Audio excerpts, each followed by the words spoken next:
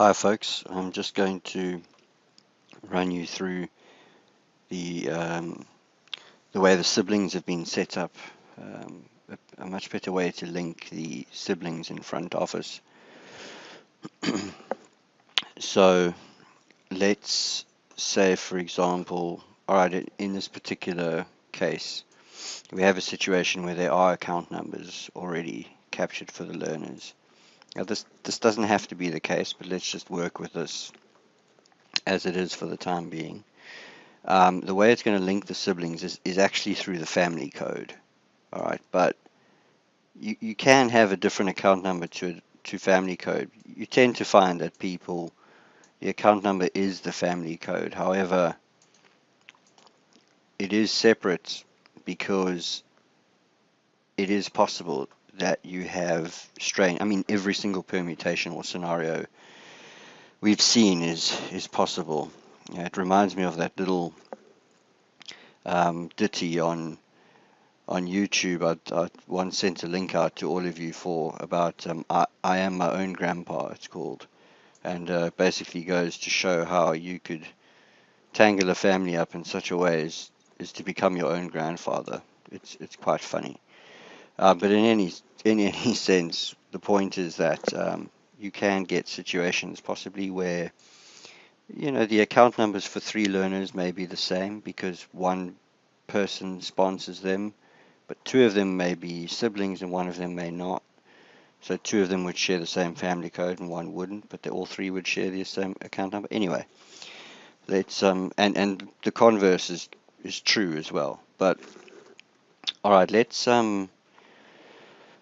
go and find one fairly easy way to find siblings is actually to go to the voters roll, because in the voters roll it actually looks for addresses that are match, and it's why we've always been so particular to people about making sure that addresses between siblings match exactly, because one's space out and it may not. Now, the way we've done it kind of resolves that problem, but we do still use it in the sense that it helps to pick siblings up, and I'll show you both through the voters roll and through a button that I've created in admin records, which helps do that. So, okay, let's click on voters roll. No, let's go to voters roll 3. All right. Well, not that it makes a difference. You'll be able to see where they've listed more than two learners per record in the voters roll. So, obviously indicating that their siblings living at the same address. Okay, so like in this case, there's a different learner living. Either that learner is living with them, is sponsored, or something of that nature, or they're erroneously captured at the same address. But in any event, you could print out the voters roll to help you do this. But let's go and have a look at the case of these Boson learners. So if I go to admin records and we do a search on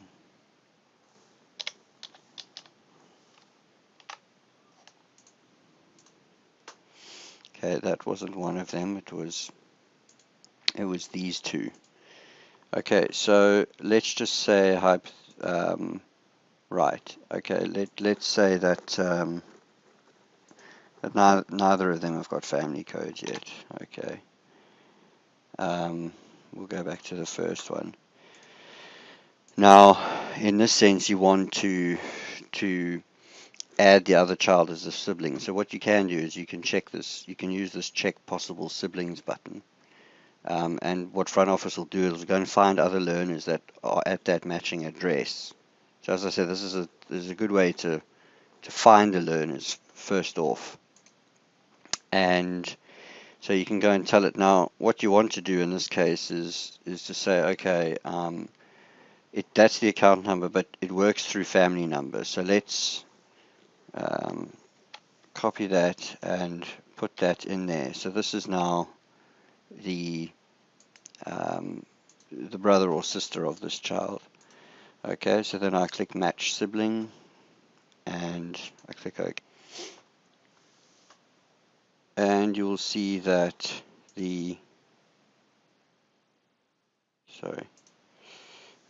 and you'll see that the family code copies through and it picks up that that learner now is the sibling of this learner.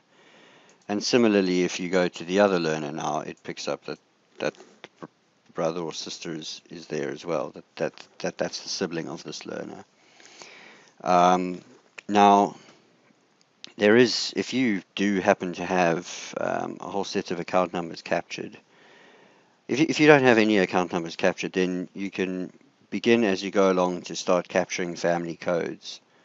And do something like make it the first 3 letters of the surname, and then do them sequentially thereon. So if your surname is Eigenmann, and there's only one Eigenmann family in the school, then all those Eigenmanns will be EIG 001 or something of that nature. But if you've got account numbers in already, that's a good way to start. As I say, you might have strange anomalies, so those you would pick out, and even though there might be some learners on the same account number, they might have different family codes, but 99% of cases it will probably be the same thing, because we know that a family gets one account normally. So okay, so let's go to, if we go to admin data, okay, and I added these fields in a recent update, so probably right at the end. What you can do is just unfilter. You've got your whole record set with you, copy and paste. Alright. And what's nice about that is then you don't have to do anything. What I showed you previously was essentially on a sort of case-by-case basis, but this is a good way to set it off. Okay, so if I was to go and have a look, for instance, at another learner, so let's go and look at our voters roll again. Voters roll, so let's go and just look for any other randoms. So let's go to Arthur and have a look and see.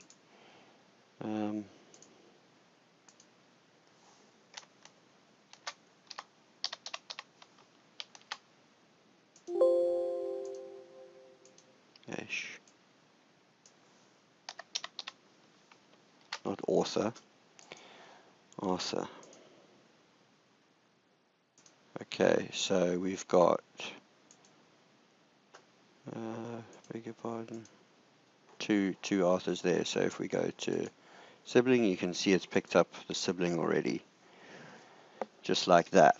Now, there is also this feature in here, which is twofold. Is to help match it works through postal address. Remember, well, the siblings link through family ID, but to help find them, there is the function that I created that uses the postal address, and the voters roll itself is also based on the postal address. And so but now this, so it performs the function of helping match those up more accurately, but also more importantly, it's going to be a much handier tool for when a new applicant is being marked off or is being captured into the system, and you want to just find the address for the sibling. So let's filter on these learners here, and we've got 2 of them. And let's just say, for argument's sake, that the first learner was being captured and didn't have a postal system in. So you wanted to find the sibling of this sister, okay? So you click, and perhaps you haven't captured the family code in yet. If you have captured the family code in, you can look there to see what the sibling is, but okay, you're going to know by surname anyway. So you click on find address, match address, and we need to find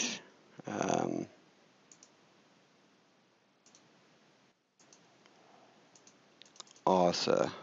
Okay, there's page Arthur, right? It'll obviously exclude the record that you're on in this. It'll find.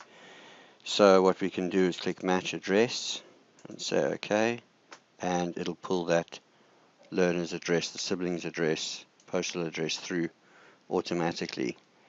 So you don't have to continuously capture postal addresses.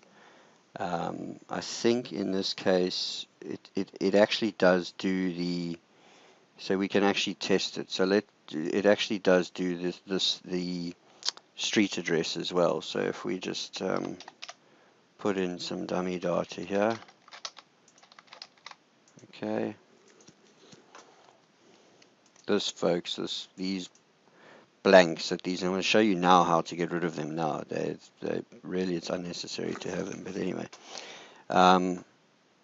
Okay, so we've got this child, all this child's records, but in the case of this child, we don't have any records. Okay, so again, if we click Find Shared Address,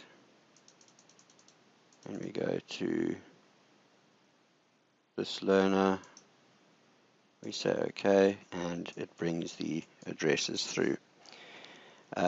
So again, if you're matching the addresses from the word go straight off the bat, then going to the sibling page to find the to click check possible siblings will find that sibling straight away if you don't have the family code in yet. So yes, folks, and then I will extend this to being able to then populate the sibling total and sibling position automatically. At the moment, people just capture these in. Obviously, now that we have this information linking up in this way, we can get it to populate that automatically. So I'll create a button that well, either we'll make this look up something. Well, that's exactly what we'll do. We'll make it look up from a record source and find those numbers exactly. Or we could create a button that just says recalibrate figures, and you click it and it adjusts these figures. But I prefer a lookup because then it changes dynamically. It changes as the data changes. And then obviously the sibling information bar can come out, because this subform now takes care of listing the siblings associated to this family. And of course, once we've done this now, we can create reports and everything far more readily for you in terms of family stats, and it opens up a whole lot of possibilities. So that's quite exciting.